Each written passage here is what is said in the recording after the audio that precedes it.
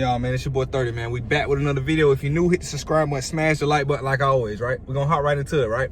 Yesterday we went 3-2. Literally posted being 4-1, man. I can't believe Obi Toppin ended up with 12 points. I watched the game. I swear to God, I don't see where he scored 12 points. I'm like, I just don't see it. He had 9 points. He went to the free throw line. I said, we need a missed free throw. He missed the first free throw, and he hit the second one to get him 10. I did not see him score again. I watched the whole game. Maybe I'm tripping. Maybe I'm sleeping, but somebody tell me, did he really score 12? I'm tweaking. Like, y'all know I take a loss like a man, but I was like, I didn't see that man score 12 points. He was at 9 when he went to the free throw line, missed one, got to 10. So, I don't know. But it is what it is. We went 3-2. The ladder cash, so we on day 3 of the ladder today to try to get that full profit on that $70. But it is what it is. You know, always on a positive night. Man, it's all about, and you know, I know it's, you know, you think, man, like, dang, man, we go 3-2, 4-1, 4-2. It don't seem like a lot, but over a week, out of 7 days, you stack together 4 or 5 positive days, you done doubled your money. You done tripled your money. Real sports bettors know. And then you do that over a span of 4 weeks, a whole month, you done 10x your money. It's tough, but if you do the right thing, stay emotionless, don't use your emotion in sports betting, you can get the money. So, but yeah, man, today I got 5 bets I love. We got a WNBA and we got some baseball, you know, so I told y'all OKC was going to smack them boys. They let up a little bit, but I didn't expect Jalen Williams to go for 40.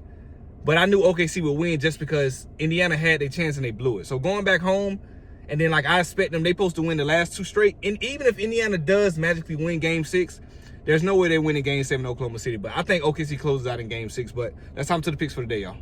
WNBA. It's a lot of WNBA games. I love it. Seattle Storm -6.5 versus the Los Angeles Sparks, right? Y'all know how I feel about the Sparks. The Sparks might be next to Chicago Sky. They better than Chicago Sky, one of the worst teams in the league, right? They can't defend. They go, and I know the WNBA is not always high-scoring games, but the Sparks, if you watch them, they'll literally go 8 minutes without scoring. I'm talking about no free throw either. They'll go 7 or 8 legit minutes of game time without scoring a point or bucket. It's ridiculous. You can't beat nobody like that. So Seattle Storm, full game, -6.5. I think they win this game by 10 easily. I don't see a situation where in the first half they might keep up very slow pace, but throughout the game, the talent and the skill set will show the difference. So Seattle Storm -6.5 versus the Sparks. Let's get into the next one. A lot of WNBA, we're going to get into it. Washington Mystics versus Chicago Sky. Give me the Mystics -4.5, right? Y'all know normally I alternate the line, but I felt like with the Chicago Sky, I don't have to alternate it. Like, they're home, but they're still going to lose. Washington Mystics are going to win this game by 15. I think they blow them out. So just like the Sparks losing today, I think Chicago Sky losing today. You might be saying, 30, what are the odds the 2 worst teams in WNBA loses? When you're the 2 worst teams in the league, you lose on the same day several times throughout the year. So I'm not surprised. I'm not feeling suspicious about it. I love it. So next bet, Washington Mystics -4.5 against Chicago Sky. I just don't see it. Even if it gets to a close game, Chicago Sky can't close out a game. They can't compete. They can't defend. Even with Cardoza, even with Reese, they just can't defend. So I just don't see it. So Washington Mystics -4.5. Let's get into the next one. Now, day 3 of the ladder challenge. After this cash today, we're going to pocket the 66 and take the $46 profit we made and start back over with 20 tomorrow, right? So instead of trying to pick 2 or 3 games, man, I know this is a late game. We might fall asleep. We'll hopefully wake up to some green. These are 2 guys that I love. I just didn't see a situation where Bonet to get a run or get a double, and this other guys, well, I just didn't see. It was a lot of different games, but I felt the safest with this in terms of the pitching matchup, the pitching stadium, how pitcher-friendly it was. I think this is going to be a very low-scoring game. Y'all know me. I try to pick guys that I don't think going to get a hit or make it to first base, and also to go the compound on top of that, to pick a game that I project to be low-scoring. So everything is correlated with me. So, you know, if this game gets to like 10 runs, I'll be surprised. If it gets to 9 runs, I'll be surprised. I just don't see a very high-scoring game. I'm thinking after the first 5 innings, very low-scoring. I do think the Giants win and control the pace and don't give up a lot of runs. So, but I don't think the Giants are going to score 6 runs themselves. So this is the ladder challenge for the day, man. Let's get into the next one. Little baseball, +122 W money, right? 2 first 5 innings. Reds +0.5 first 5, and then Giants +0.5 first 5, right? I expect both these teams to win the game. I expect them to be up after the first 5 innings. Better pitchers, and they have the best pitcher of the game, and both of them are home. I don't see a situation where they lose this game, but instead of doing full game, y'all know how baseball tricky is when the other pitchers come in. So the first half, the first 5 innings, I love this. So Reds +0.5, and then Giants +0.5. They don't have to be winning.